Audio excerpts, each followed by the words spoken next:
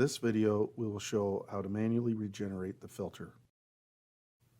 Press any button to start, and if the screen reads as shown, simply press and hold the settings button down for approximately 3 seconds until you hear a beep. This means that you've successfully unlocked the control valve. In order to perform a delayed regeneration, press and release the manual regen button to display delayed regen off. Then press and release the manual regen button again to change it to on. You've now cued the filter to perform a regeneration this evening.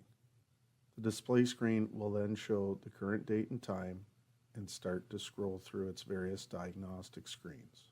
Keep your eyes open for the screen to show delayed regen on.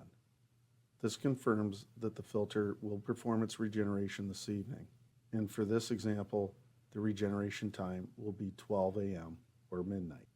However, if you would like the filter to perform an immediate regeneration, press and hold the manual regen button for several seconds until you hear a beep and the screen shows regeneration immediately.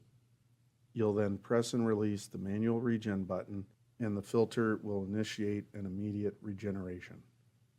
The screen will begin to flash advancing to backwash.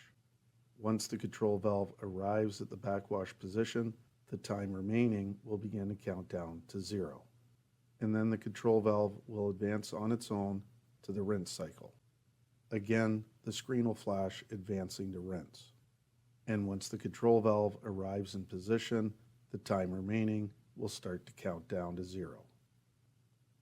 When the filter completes its rinse cycle, the control valve will advance back to the in-service position. When the date and time appears on the screen, this means the unit has now completed its full regeneration and will now be able to provide treated water. Visit us at www.CanatureWG.com.